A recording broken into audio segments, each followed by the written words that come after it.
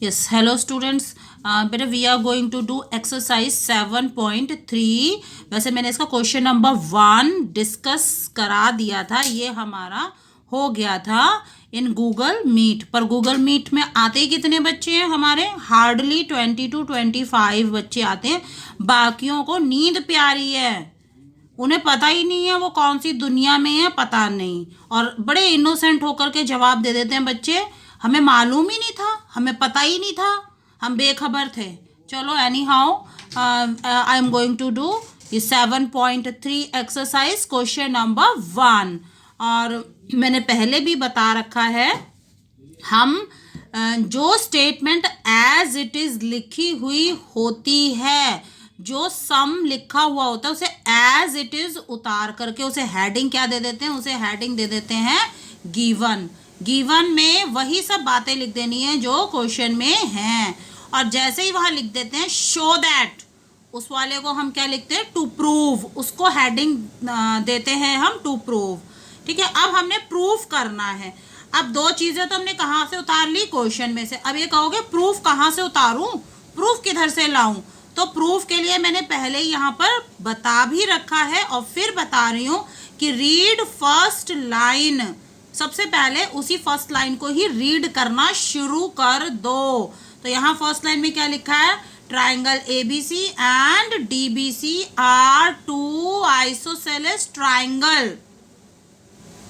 Triangle ABC ये बड़ा त्रिभुज, बड़ा ट्राइंगल, और उसके अंदर बना हुआ है ट्राइंगल डीबीसी। ये दोनों आइसोसेलेस ट्राइंगल है। तो isosceles triangle means two sides equal. It means बड़ा वाला जो ट्राइंगल आइसोसेलेस है, इसकी दो lines A B equal to A C हैं, और इसके साथ साथ ये जो अंदर छोटा त्रिभुज बन रहा है, इसकी भी दो lines B D is equal to D C हैं। इसके अलावा इनके दो कोण, इनके दो एंगल, जब हम कहते हैं ना दो लाइंस बराबर होती है तो दो एंगल्स भी बराबर होते हैं। ये मैंने वर्कशीट में भी बताया था जब उसकी एक्सप्लेनेशन डाली थी।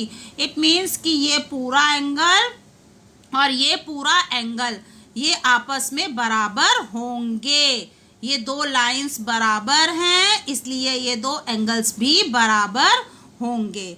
तो हमने वो ही लिख दिया है कि दो लाइंस बराबर हैं तो उनके दो एंगल्स भी बराबर होंगे। Now we have to prove triangle ABD. एक बच्चे ने कहा इक्वल, इसे इक्वल पढ़ रहे थे, ये कॉन्ग्रुएंट का निशान है। और कॉन्ग्रुएंट कौन? ट्राइंगल। तो triangle ABD congruent triangle ACD. मैंने उन्हें क्या कर दिया है? उन वाले ट्राइंगल जिनको हमें कॉन्ग्रुएंट प्रूव करना है, उन दोनों ट्राइंगल्स को शेड कर दिया है। इधर वाला ट्राइंगल और इधर वाला ट्राइंगल।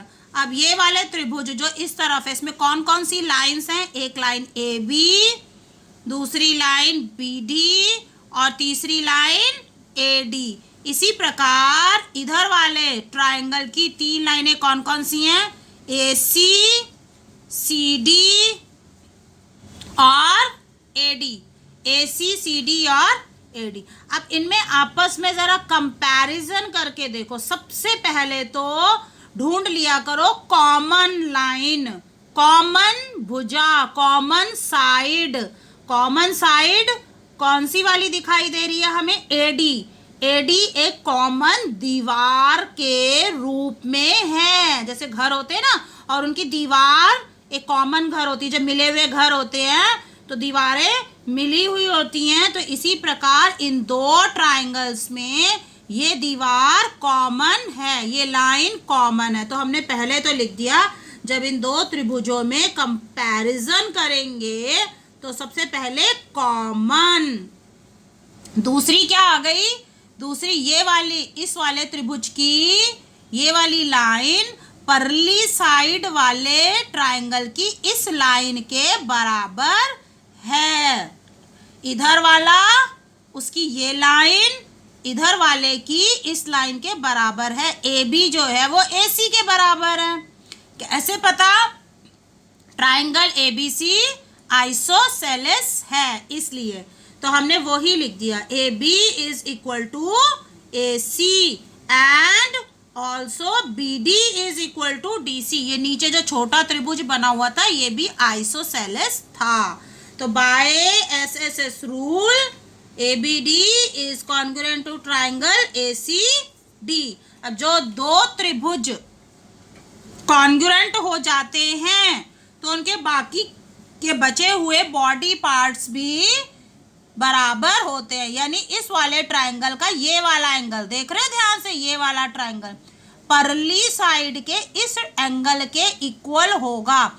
ये वाला एंगल इस वाले ट्राइंगल में था और ये वाला एंगल बगल वाले ट्राइंगल में था, तो ये दोनों भी परस्पर आपस में इक्वल होंगे, इक्वल इक्वल हो गए। और इनको डिवाइड करता हुआ कौन जा रहा है? इन दोनों एंगल्स को बांटते हुए इनका बंटवारा, इनका जो बंटवारा है वो कौन सी लाइन कर रही है?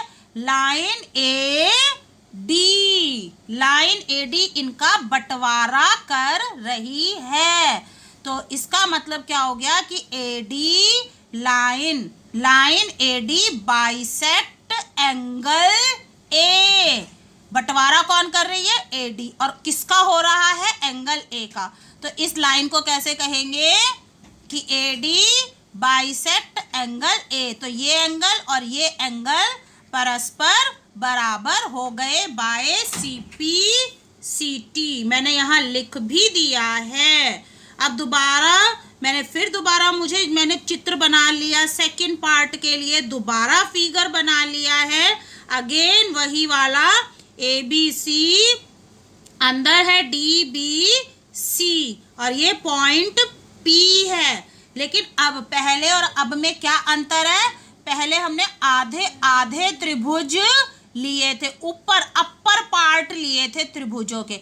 अब हम पूरा नीचे तक लेंगे। अब हम पूरा ये वाला त्रिभुज, इसीलिए मैंने इसको काला काला सा ऐसे गुच्चड़ मुच्चड़ सा कर दिया। और इस साइड वाला, अब हमें कौन से दो त्रिभुज करने हैं? त्रिभुज ए बी पी और ए सी पी, ये दोनों कॉन्ग्रुएंट करने हैं। अब इन दोनों त्रिभुजों के लिए एक कॉमन दीवार, कॉमन साइड दिखाई दे रही है। कॉमन साइड मुझे तो दिख रही है AP, AP is equal to AP. और इसके अलावा मैंने अभी पहले भी बताया था ना, 1 is equal to 2 by CP CT, क्योंकि ऊपर वाले त्रिभुज कॉन्ग्रुएंट हो गए थे तो इसलिए उनके बॉडी पार्ट्स बराबर होंगे। तो एक चीज हमने ये ले ली, तो हमारे पास क्या आ गई? और एक ये है A B equal to A C. अब कहोगे ये कहाँ से आ गया? अरे triangle A B C is given isosceles triangle. ये जो बड़ा त्रिभुज है, ये बाहर वाला, ये आइसोसेलेस ट्राइंगल है, किताब में सवाल में लिखा हुआ है। तो बाय कितनी साइड्स हो गई? 2 तो साइड और उनके अंदर का एंगल। तो by S A S triangle A B P is congruent to triangle A C P. अब आगे बढ़ते हैं थर्ड पार्ट कि एपी, ये जो लाइन एपी बढ़ रही है वो कह रहे हैं ये बाइसेक्ट कर रही है ए को भी और एंगल डी को भी। तो देख लो क्या ए को कर रही है? हाँ, ए के 2 बराबर पार्ट हो रहे हैं तो बाइसेक्ट कर रही है। और इसी प्रकार एंगल 3 और 4 के भी। अब कहो कैसे? भाई ये दोनों ट्राइंगल भी तो कॉन्ग्रुएंट हैं, ये नीचे वाले ट्राइंगल भी कॉन्ग्रुएंट हैं, तो इसलिए ये दोनों, ये एपी एंगल ए के भी टुकड़े कर रही है बराबर, ये बंटवारा करती हुई जा रही है। देखो बंटवारा, ये लाइन एपी गुजरी, जैसे यहाँ से निकली तो इसने एंगल ए का बंटवारा कर दिया। ये वाली आर्क है ना, ये आर्क, सिंगल आर्क, अब 2 आर्क में बट गई। इसी प्रकार जब ये और आगे बढ़ी तो इस वाली आर्क के भी 2 पीस कर दिए, ये और ये, तो इन्हें ये बराबर बांटते हुए जा रही है।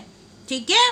सेकंड क्वेश्चन, मैंने पहले भी कहा था कि जो कुछ भी सवाल में स्टेटमेंट होती है वही हमारा गिवन होता है। तो सेकंड क्वेश्चन का चित्र नहीं दिया हुआ था, हमने बनाना है।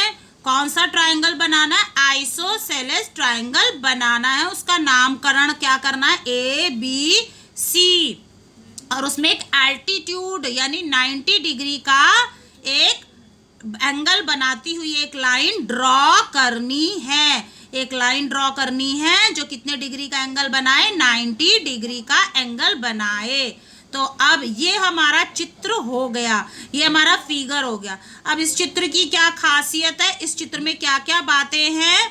पहली, ABC इज आइसोसेलेस ट्राइंगल। तो आइसोसेलेस में क्या होता है? Two sides are equal. AB is equal to AC, AB equal to AC, and with also we have angle B is equal to angle C। ये कहाँ से आया? Bye theorem. थ्योरम मैंने बताई थी, वर्कशीट भी करी थी हमने पूरी। यदि दो लाइंस बराबर हैं तो दो एंगल भी बराबर होते हैं। अब प्रूफ क्या करना है हमें कि ये जो AD है, ये AD किस लाइन का बंटवारा कर रही है? BC का कर रही है। देखो, तुम देखो फिगर में कर रही है या नहीं कर रही है? कोण नहीं, लाइन देखनी है। लाइन AD, क्या लाइन AD BC का बंटवारा कर रही है? हाँ, BC का बंटवारा कर रही है। क्या क्या बांट दिया उसने? BC को बांट दिया इन पार्ट्स BD एंड CD। और हमें क्या प्रूफ करने हैं? ये दोनों पार्ट इक्वल प्रूफ करने हैं। यानी सवाल में हमें क्या साबित करना है? BD is equal to CD। चलो उसे देखते हैं कैसे करेंगे। तो प्रूफ ये गिवन लिख लिया। अब प्रूफ मैंने वही बताया था, वहीं से शुरू करते हैं। देखो वही बातें लिखी हुई हैं। आइसोसेलेस लिखा हुआ है, आइसोसेलेस की साइड बराबर और एंगल बराबर। अब इन दोनों ट्रायंगल्स को, जो ये दोनों ट्रायंगल दिए हुए हैं, एक हमारा इस तरफ है और एक उसके पड़ोस में है, उन दोनों को हमें कॉन्ग्रुएंट करना है। तो कॉन्ग्रुएंट करने के लिए पहले तो एक दीवार देख लो, उनके बीच की दीवार कौन सी है? AD is equal to AD, और इसके साथ साथ line AB is equal to इस तरफ के ट्राइंगल की ये वाली लाइन इस लाइन के मैचिंग है। रीजन क्या देना है? Triangle is isosceles, triangle isosceles है, और एक कोण ये भी बराबर है और एक D भी इक्वल है। हमने इनमें से 3 ले लिए हैं, मैंने 3 पे टिक लगाया है। एक ये दीवार और 2 ये एंगल। ये दीवार, ये साइड हो गई, और ये हो गया एंगल, ये भी हो गया एंगल। इधर वाला एंगल भी 90, इधर वाला भी 90 डिग्री। तो by AAS rule triangle ABD is congruent to triangle ADC, कि ये वाला त्रिभुज ये वाले त्रिभुज के कॉन्ग्रुएंट है। तो अब इनके बॉडी पार्ट्स कौन से बचे? इसका बॉडी पार्ट इसका ये हो गया ना बॉडी पार्ट। ये है पार्ट की नहीं है? है, इस त्रिभुज की लाइन है, और इसकी लाइन ये वाली। ये दोनों भी आपस में कैसी हो जाएंगी? अब बराबर, बाय CP/CT। तो इसलिए हम कहेंगे लास्ट में AD बाइसेक्ट BC। तो क्वेश्चन नंबर 2 हो गया। Now move on to question number 3। Question number 3 में भी क्या दिया हुआ है? 2 sides AB and BC and AM। अब इसमें पहले उन्होंने ली भुजा लाइन AB, फिर लिखी उन्होंने BC पूरी नीचे वाली, एक उन्होंने ये वाली ले ली, एक ये वाली नीचे वाली, और एक ये मीडियन है। ये जो है ना, ये तीसरी, ये मीडियन। तो एक उन्होंने बाहर वाली लाइन ले ली इस त्रिभुज की, फिर ये नीचे वाली लाइन ले ली, और एक अंदर की मीडियन। ये तीनों किसके बराबर हैं? एक एक करके। ये AB किसके बराबर है? इस वाले त्रिभुज की PQ के बराबर है। ये कहोगे कहाँ है, क्यों बोल रही हो मैडम? ये सवाल में से कह रही हूँ। बुक साथ में रख के बैठना। तो बुक में ही लिखा हुआ है कि AB BC and median AM are equal to side PQ QR and median PN। इसका अर्थ है AB पी क्यू के बराबर। ये सब सवाल में लिखा हुआ है बेटा, ये किताब में सवाल में क्वेश्चन में लिखा हुआ है, मैं नहीं बोल रही अपनी तरफ से।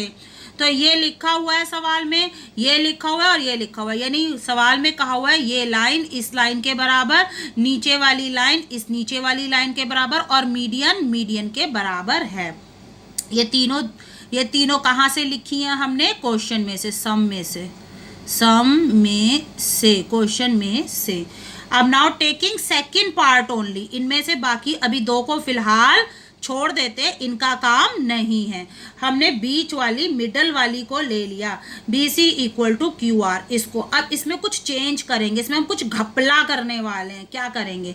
बी सी को हम लिखेंगे बी सी ना हो करके क्या है, BC के तो दो टुकड़े हो रखे हैं, BM प्लस MC, तो BC की जगह हम लिखेंगे BM प्लस MC और यहाँ QR की जगह इसी प्रकार QR की जगह क्या लिखेंगे? QN plus NR, QN plus NR। और नेक्स्ट स्टेप में मैंने उसकी अगली लाइन में BM को तो BM रहने दिया और MC की जगह भी BM कर दिया। अब कहोगे MC की जगह BM क्यों कर दिया? Because AM is median. ये जो लाइन है मीडियन, ये क्या काम करती है? मीडियन जिस पर गिरती है ना, मीडियन किस पे गिर रही है आकर, किसके ऊपर पड़ रही है ये मीडियन? ये BC के ऊपर आके गिर गई, तो इसका बंटवारा कर देगी, दो बराबर टुकड़े कर देगी, बाइसेक्ट कर देगी, यानी ये टुकड़ा और ये टुकड़ा आपस में इक्वल है। इसी प्रकार ये टुकड़ा और ये टुकड़ा क्यों बराबर है? क्या सब जगह ऐसे ही बराबर होते? पिछले सवाल में भी था, वहां तो नहीं किए थे क्योंकि वहां मीडियन बोला ही नहीं था, वहां मीडियन शब्द आया ही नहीं था। मीडियन होने के कारण ये दो लंबाइयां बराबर हो गई, तो हमने MC की जगह भी BM उतार दिया और या NR की जगह वापस QN। तो कितने BM हो गए? 2 BM। कितने QN हो गए? 2 QN हो गए। तो यहाँ से BM इक्वल टू QN आ गया। शुरू कहाँ से किया था? BC is equal to QR और उसे BC इक्वल टू QR को किस में तब्दील कर दिया हमने? किस में कन्वर्ट कर दिया? किस में बदल दिया? इसमें बदल दिया। यानी ये जो लिखा हुआ था ना यहाँ पर, फर्स्ट नंबर की लाइन को एज इट इज लिखा, देखो फर्स्ट लाइन को एज इट इज लिख दिया। सेकंड में जो BC इक्वल टू QR था उसकी जगह क्या लिख लिया? BM equal to QN। BC और QR हटा दिए, उनकी जगह BM इक्वल टू QN लिख लिया और फिर AM इक्वल टू PN। तो कौन सी तीनों भुजाएं? देखो इस वाले ट्राइंगल की लाइन इसके बराबर निकल आई, नीचे BM इसके बराबर निकल आई और AM PN, देखो मिला लो चाहे तो ये तीनों S लग रहे हैं। तो ये दोनों त्रिभुज जिनमें मैंने घूचड़ मुचड़ सा किया हुआ है ना, ऐसे काला काला सा कर दिया है, ये दोनों कैसे हो गए? कॉन्ग्रुएंट। रूल कौन सा लगा? S रूल लग गया। तो question number 3 complete. Now moving on to question number, इसका सेकंड पार्ट भी है, इसी का ही आगे सेकंड पार्ट है।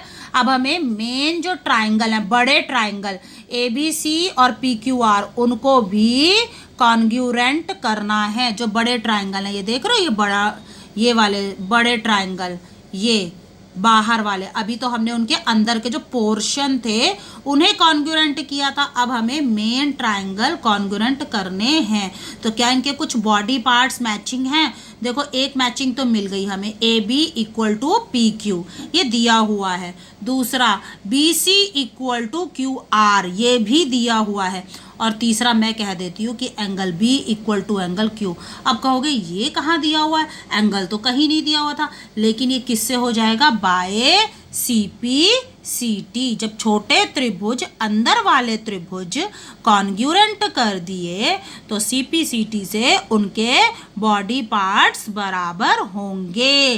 तो हमने जो बड़े त्रिभुज हैं उनमें, बड़े त्रिभुज में हमने क्या क्या चीजें ले ली? एक तो ये लाइन बराबर, एक ये CP/CT से आया और ये भी गिवन है, ये भी हमें सवाल में क्वेश्चन में लिख के दिया हुआ था। तो दो हमारे पास साइड और एक angle, by SAS triangle ABC is congruent to triangle PQR। अब चौथा सवाल इस तरह का है, एक ट्रायंगल दिया हुआ है हमें, उसका नाम है ABC और उसके बी सिरे से एक एल्टीट्यूड डाला। एल्टीट्यूड का मतलब क्या होता है, मैंने पहले भी बताया, 90 डिग्री के एंगल वाली लाइन। और इसी प्रकार एक एल्टीट्यूड CF, तो ये भी कितने डिग्री का हो जाएगा, 90 डिग्री। देखो ध्यान से पढ़ोगे एक एक अक्षर तुम्हें समझ में आएगा। BE और CF आर इक्वल शब्द पे मैंने अंडरलाइन किया हुआ है और इसे अब मैं सर्कल भी कर। इसका मतलब क्या है कि लंबाई BE की लंबाई CF की लंबाई के बराबर है और ये एल्टीट्यूड भी है। तो इनकी खासियत क्या हो गई, इनकी खासियत ये दोनों आपस में बराबर भी हैं और दोनों के एंगल 90 के भी हैं। और हमें साबित करना है ये जो बाहर ये वाला ट्राइंगल बन रहा था ABC, this is an isosceles triangle. तो उसके लिए बहुत छोटा सा काम करना है। हमने कौन से त्रिभुज सेलेक्ट कर लिए हैं कॉन्ग्रुएंट करने के लिए, ट्राइंगल BFC एंड BEC। देखो BC पर खड़े हैं दोनों, ये वाली लाइन, इस पर कौन सा त्रिभुज खड़ा है ऊपर, BFC, ये वाला त्रिभुज, और इसी लाइन पे खड़ा है दूसरा त्रिभुज। एक इस तरफ, एक का मुंह इस तरफ है और एक का मुंह इस तरफ है। ठीक है, कौन से दो ट्राइंगल हैं, BFC और BEC। अब इनमें दीवार छांट लो कोई, ये दोनों तो साफ साफ दिखाई दे रहे हैं, एक ही तले पर बने हुए हैं। इनका जो बेस है वो एक ही है, दोनों की नींव एक ही है। BC कॉमन है ये। और मैंने इसको हाइपोटेन्यूज भी लिखा, क्यों, क्योंकि 90 के सामने वाली भुजा, जो 90 डिग्री का कोण होता है उसके सामने वाली भुजा को हम कहते हैं हाइपोटेन्यूज। और इसके अलावा BE इक्वल टू CF भी दिया हुआ है, सवाल में लिखा है ना, तुम यहाँ तो देखो, यहाँ पढ़ो, BE and CF are equal, लाइनें इक्वल हैं, तो उसका इस्तेमाल भी किया कि वो सवाल में लिखा है। ये कहाँ से लिखा, ये सवाल में दिया हुआ है, ये हमने बस सिर्फ इसे हमने पहचाना, बाकी हमें कहते हैं थाली में खाना परोस के ही दिया हुआ था, ये हमें ऑलरेडी दिया हुआ था, ये भी दिया हुआ था, हमें सिर्फ इसको पहचाना था, तो मुश्किल काम था। तो बाय RHS। अब कहोगे ये RHS तो नया आ गया, अब तक तो SAS, SSS, AAS इसकी बात होती थी। RHS क्या है, RHS का मतलब है राइट एंगल, आ गया ना राइट एंगल का कॉन्सेप्ट। राइट एंगल, H का मतलब हाइपोटेन्यूज और S का मतलब होता है साइड। तो हमने इसे कौन से नियम से प्रूव किया है, बाय RHS। एक 90 का भी मिल गया, हाइपोटेन्यूज भी आ गई और हमारे ये एक साइड भी आ गई। तो दोनों ट्राइंगल ये कैसे हो जाएंगे, दोनों ट्राइंगल कॉन्ग्रुएंट हो जाएंगे। BCE congruent triangle BFC। जब दोनों कॉन्ग्रुएंट हो गए तो देखो ध्यान से देखो, एक त्रिभुज कौन सा है, ये वाला त्रिभुज, इस त्रिभुज में ये हो गया एंगल B, आ रहा है ना, समझ में दिख रहा है। और अब दूसरा त्रिभुज कौन सा है, BCE, इसमें हो गया एंगल C, हो गया ना एंगल C। इधर वाला जिसका मुंह इधर है उसमें एंगल B और जिसका मुंह उस तरफ है उसका एंगल C। ये दोनों कैसे हो जाएंगे, ये दोनों हो जाएंगे इक्वल, क्यों, बाय CPCT। जब दो त्रिभुज, दो ट्राइंगल कॉन्ग्रुएंट हो जाते हैं तो उनके बाकी बचे हुए बॉडी पार्ट्स भी आपस में बराबर होते हैं।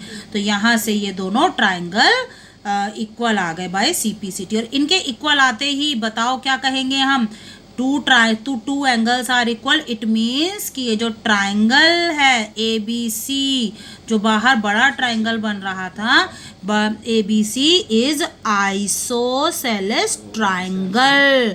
दो एंगल बराबर हैं तो दो साइड्स भी बराबर होंगी। आई होप ये क्वेश्चन सब कर लोगे, कॉपी में कर लोगे इन्हें, और जो बचा हुआ है या जो समझ में नहीं आएगा फिर नेक्स्ट डे में, कल मैं क्लास लूँगी तो गूगल मीट पर जो बातें रह गई हैं उन्हें हम शेयर कर लेंगे।